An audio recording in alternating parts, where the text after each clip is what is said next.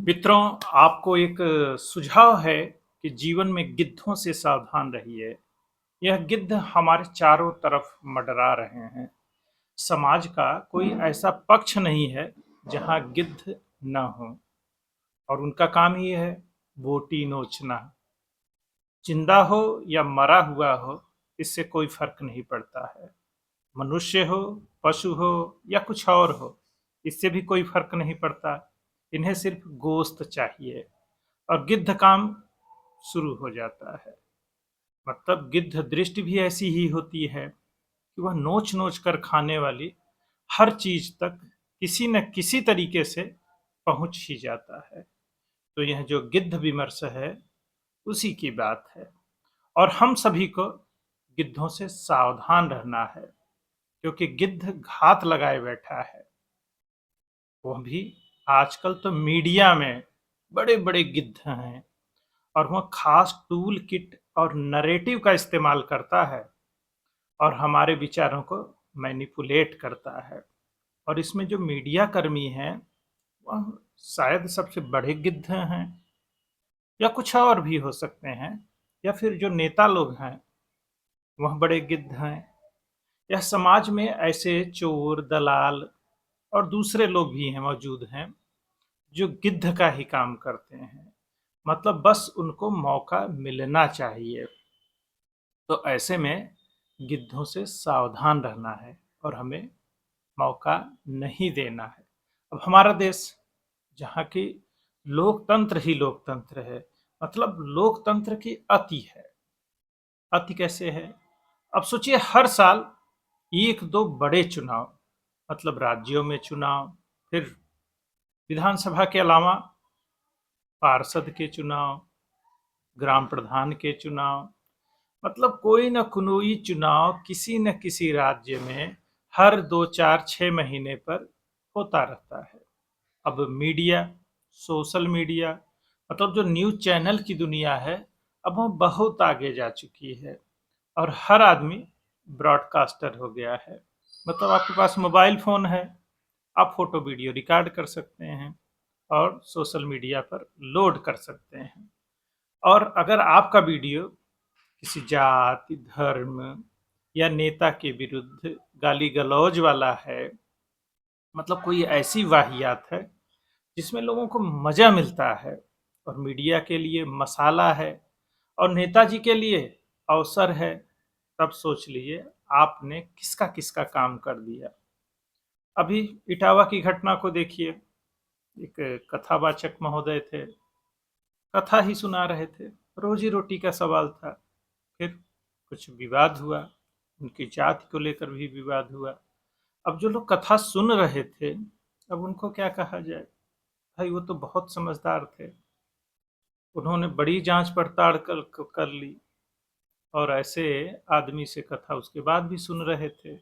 स्थानीय लोग थे। खैर, कथा सुना और उसके बाद कथा बन गए, विवाद भी हुआ और दोनों तरफ से खबरें आनी शुरू हो गई, क्योंकि अब चुनाव की तैयारी चल ही रही है।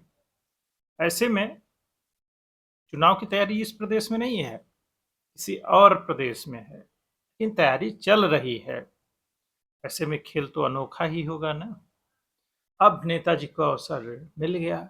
मतलब पक्ष विपक्ष, सत्ता पक्ष और विपक्ष सब एक ही है। आप अपनी जातीय सोच की वजह से किस पक्ष में हैं, ये आपकी चॉइस है और होने में कोई हर्ज भी नहीं है, क्योंकि हमारे लोकतंत्र की पहचान ही यही है कि हम फलानवा जाति के हैं, इसलिए फला पार्टी और फला नेता को सपोर्ट करते हैं। उसके पीछे कोई तथ्य है नहीं है, हम पढ़े लिखे हैं कि नहीं है, हमारी समझ क्या है, इससे कोई मतलब नहीं है। बाकी नेताजी लोग ऐसे ही अवसर की तलाश में रहते हैं। सोचिए, एक गलती तो हुई थी, उसको सुधारने के लिए उससे बड़ी गलती। अब मीडिया के हाथ में मसाला लग गया, जाति पहचान की समस्या जो ठहरी।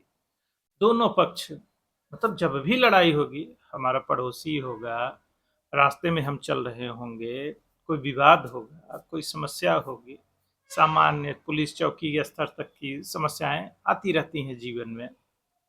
लेकिन सबसे बड़ी मुसीबत यह है कि हम लोग की अपनी जाति है, सच्चाई है और धर्म भी है। ऐसे में जब आपका विवाद हो या हो रहा हो, तो वह किस जाति के आदमी से हो रहा है, यह ज़्यादा मायने रखता है।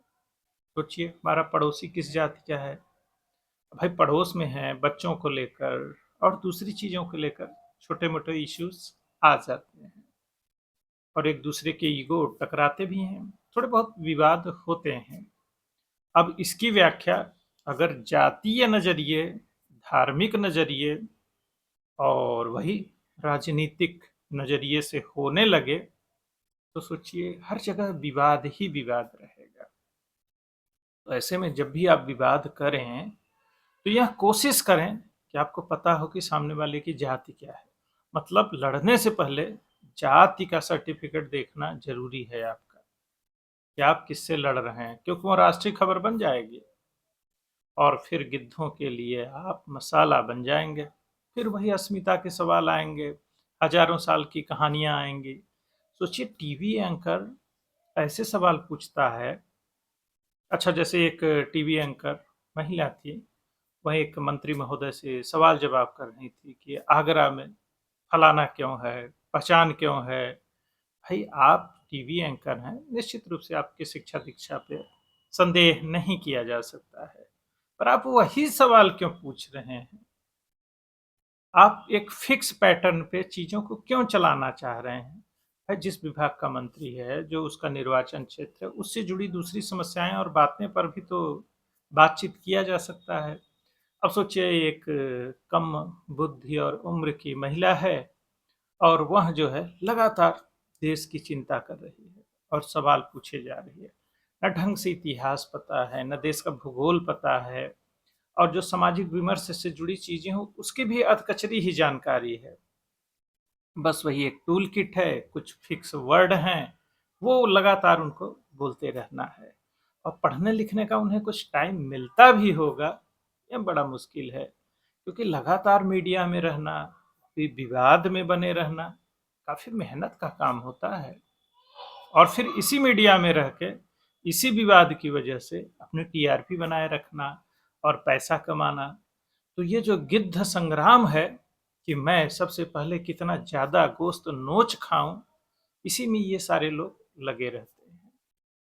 और देश के बारे में, समाज के बारे में जो विमर्श है कि बच्चों को क्या जानना चाहिए और इसी या किसी भी बात के कौन कौन से पक्ष हैं, यह संतुलित तरीके से बताया दिखाया जाना चाहिए।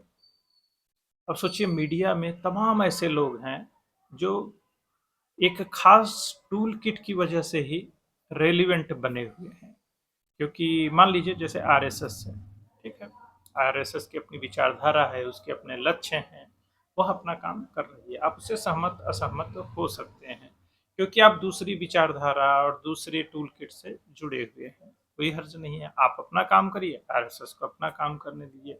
लेकिन आप लगातार जब आरएसएस भाजपा को एक खास मुद्दे पर ही लगातार आलोचना करते रहते हैं, तो वास्तव में आरएसएस बीजेपी कर क्या रही है, यह जानने समझने के लिए जो उनके समर्थक लोग हैं, उनका वीडियो देखने से बेहतर होता है कि जो लोग उसके विरोध में लगातार मुखरित हैं और निबंध प्रस्तुत कर रहे हैं, उनके वीडियो और इंटरव्यू देखे जाएं। तब सीधे समझ में आ जाता है आरएसएस सच में कुछ काम कर रही है।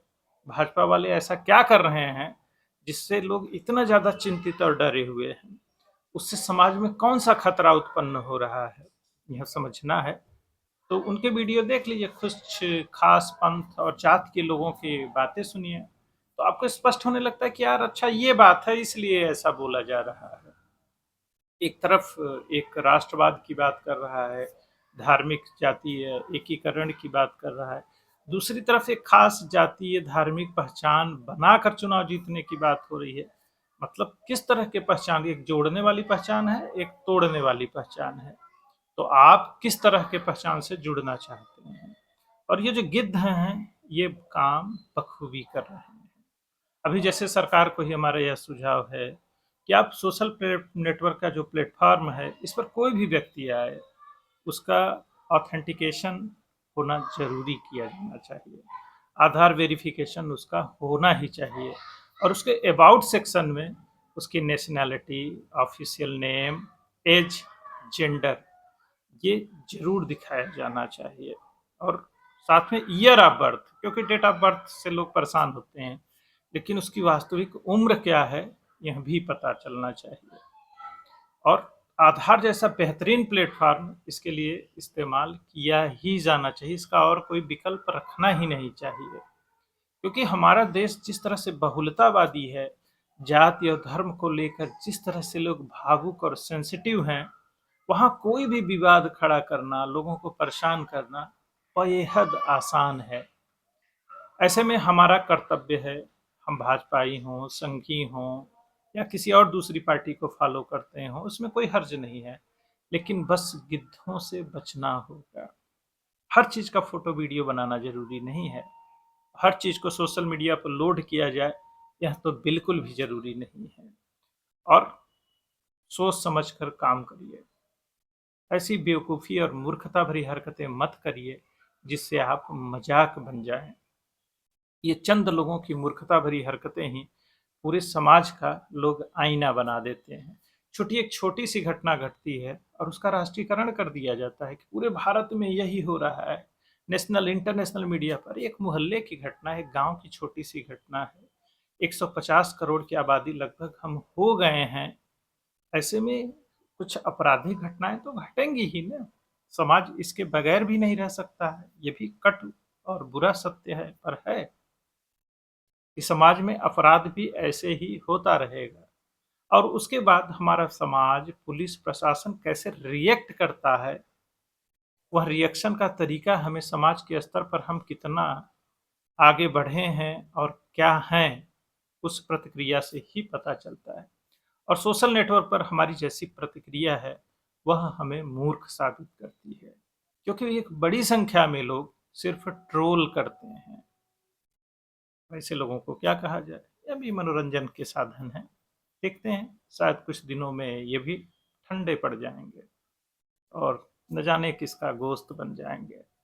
फिलहाल हम सबको गिद्धों से सावधान रहने की आवश्यकता है। इन्हीं शुभकामनाओं के साथ जय हिंद, जय भारत, वंदे मातरम।